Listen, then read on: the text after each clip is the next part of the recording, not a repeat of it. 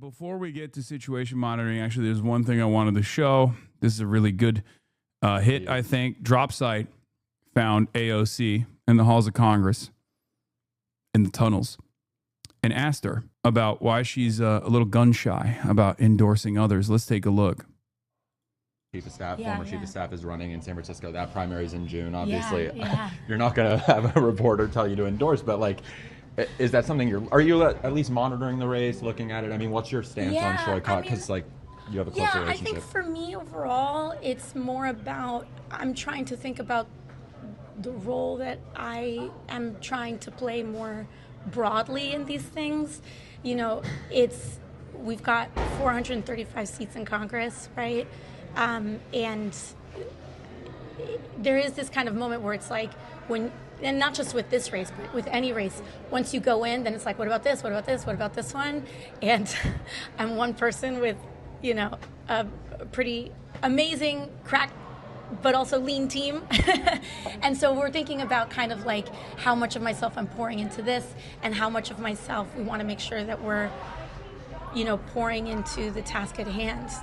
Like, you know, what we've got going on here. So, but I think that I'm trying to run for president. I can't be endorsing Muslims. That's not true. Come on. That's not what it is.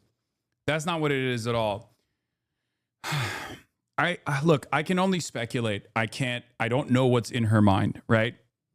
My speculation is that she doesn't want to be disruptive. And I think she should be. This is her opportunity to be a leader in the party, okay? Like, I think playing it safe is not good. Don't let others speak for yourself. Go out there and be in the fucking front lines. I promise, as long as you're bold and unflinching, people will back you. They are waiting for it, okay? That's just the way I see it. Because, like, half of the reason why the broader left has negative attitudes about AOC is born out of her safe plays that come immediately after she actually does make a bold legislative play, right?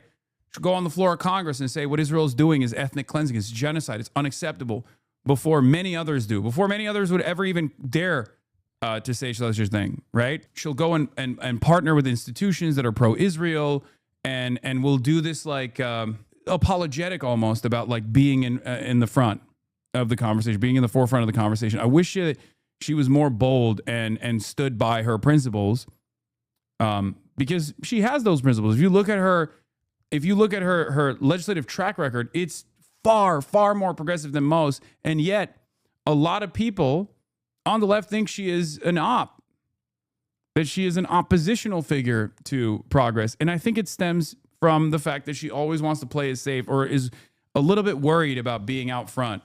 Because when you're in the front, you're going to get yelled at a lot. When you're in the front, you're going to get yelled at a lot. And she does not like to get yelled at.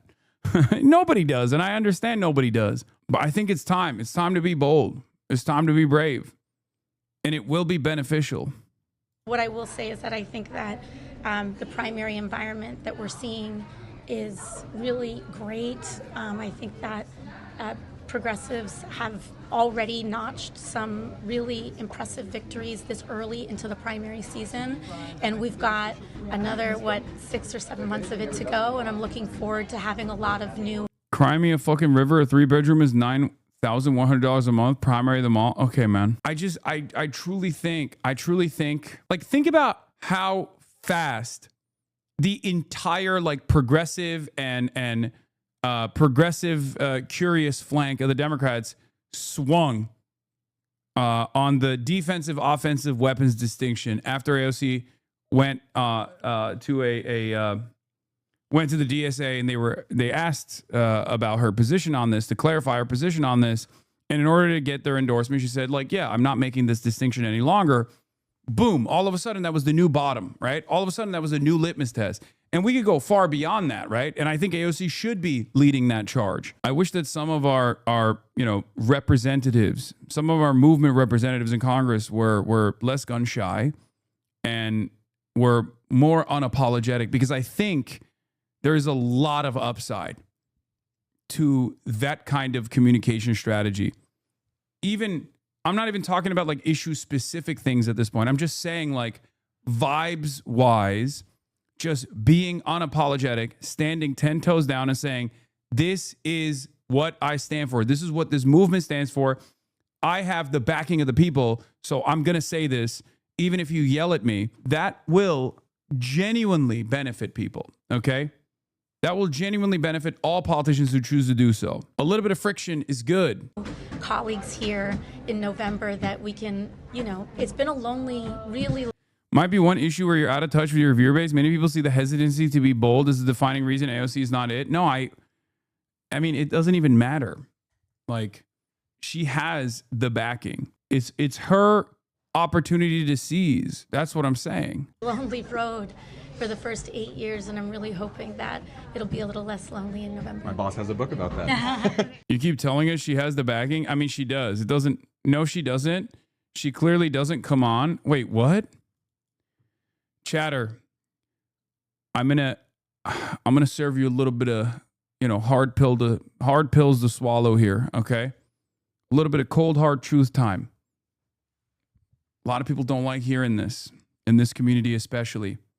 Okay, this is a real Graham Plattner situation for many of you. A real Graham Plattner situation. Most people don't make these similar calculations to you. Most people love AOC. Most liberals love AOC, and a lot of leftists love AOC as well in the broader movement. There are certainly those who criticize her. There are certainly those who sometimes even are wrong in their criticisms and will lean into fake bullshit.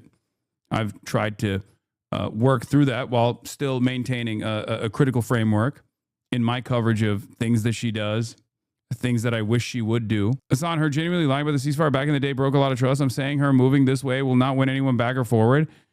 No, I think a lot of people would let bygones be bygones on that spectacular flub if she was coming out and championing the genuine people-backed movement. Alex Thompson says this validates. In case you missed it, Holly Otterbein and I reported Sunday on how AOC has an endorser, former chief of staff, and the California congressional bid, part of some larger friction with some of the left-wing people who were with her in 2018. Like, even the fact that this is what Alex Thompson is saying and what Holly Otterbein are saying through their Axios article should be an opportunity for AOC to clarify her stance, to be like, no, that's not the case, right? If AOC went hard on anything, it would shut up the majority of chatters thinking she's always playing it safe. Exactly.